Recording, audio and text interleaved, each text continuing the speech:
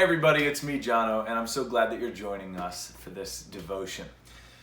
Over the last few weeks, Crossroads has been looking at our vision for 2021, and this is not a vision arrived at without much time, consideration, and prayer.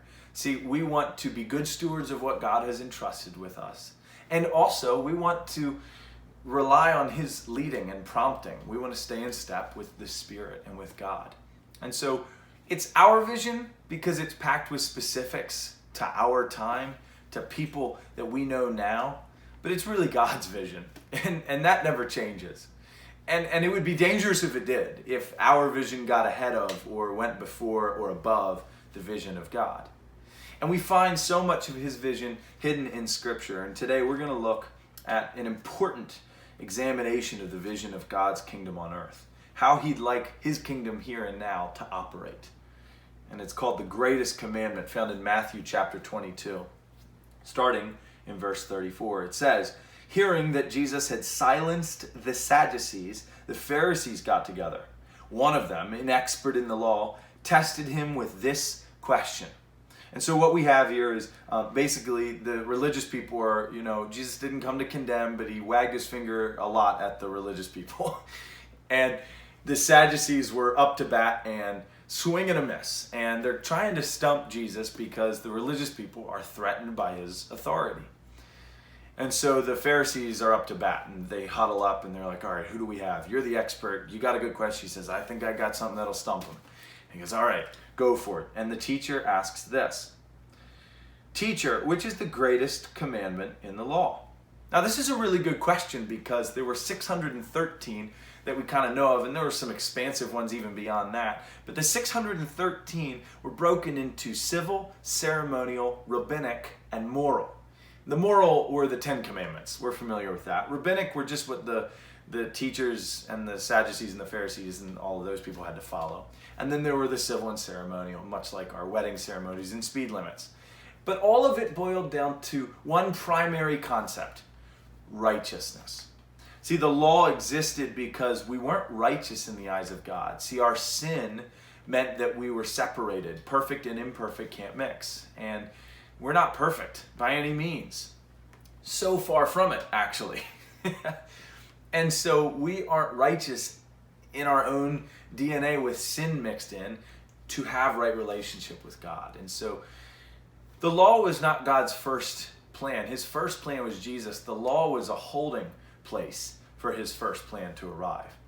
And so this is Jesus now explaining in many ways the law. He didn't say He came to abolish the law. The law wasn't bad. It just wasn't the end-all be-all. The law was not our salvation. It may have been a means to living a good life here on earth, but it wasn't salvation. Jesus was our salvation. And so Jesus, how do you clarify righteousness? How do you boil down any one of these to be the most important? Because in their minds, all of them had to be lived out perfectly in order to be righteous in the eyes of God.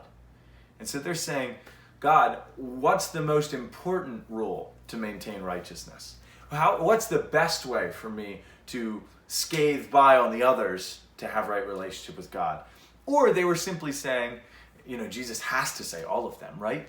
There is no such thing as the greatest one. We're going to trick Him because maybe He says there is one greatest, and we know that they're all important. But Jesus' answer was unique, obviously. And He says this: "Love the Lord your God with all your heart, with all your soul, and with all your mind." And right there, He's quoting Old Testament. He's quoting Deuteronomy. And He's quoting Moses. The distinct difference here is that Moses says, "Love the Lord your God with all your heart, soul, and strength." And He doesn't say mind. And I think so much of what Jesus says is actually for generations to come, not the generation He's speaking to. I think He's saying there is so much power in your mind that you don't even realize. And your mind, right? Think about it. Paul even says, "Be transformed by the renewing of your mind." And we now know that the mind forms and shapes so much of our existence that we can think ourselves into feelings, and we can think ourselves into and out of healthy patterns. I mean, so much flows from the mind. But he also says the heart. It's Christians. We know that that's the wellspring of all things. That so much comes from this deep place within us where stuff spurs out, right? And James talks about it with the power of the tongue, that the tongue is just the doorway, so to speak, of the heart. That what's in the heart will be on display in the words. And then he says, with your soul. And soul is actually best translated to your personality. And not just your personality, it's bigger than that. It's what makes you distinctively you. How there's no one else like you on the face of the earth. It's how we were all created in God's image, yet we're also vastly different. What is that thing that makes you different and unique in your personality? So how can you love God with your uniqueness of being, with the deepest places that things well up out of, and from the mind that can transform you? That's the first and greatest commandment. That's what he says. This is the first and greatest commandment. And the second is like it. Love your neighbor as yourself. All the law and prophets hang on these two commandments. And it's true. Everything hangs on these two things. My challenge for you is to examine that second part. See, we don't love God like ourselves, although sometimes we try to be God and we think we're deserving of love like that. But it's love your neighbor as yourself, and don't mix the two up. We have to learn how to love ourselves according to how we love our neighbors. Here's what I mean. There are things that aren't lovable about you, and our culture would probably push to say otherwise. They say, love you exactly as you are, there's no mistakes. And that's not true. That's a call to no action. That is a call to complacency and saying, I have arrived, look at me.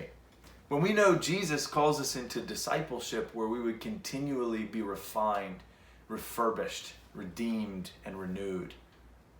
And so it's not the cultural way of loving yourself. It's the biblical way of understanding that while you were so unlovable, Christ died for you. While you were so unlovable, Christ loved you anyway. And that shows that there's something lovable in you. There's something redeemable in you. And if that's true for you, and the more you understand the profoundness of that, the better we can love others, because otherwise it's so easy to just see their flaws and brokenness, rather than the redeemable, lovable parts that Jesus sees in them. So that's my challenge for you to explore, and never let this vision depart from your mind as we go about our business, as we go about carrying out the vision that God has for Crossroads 2021. All right, love y'all. See ya.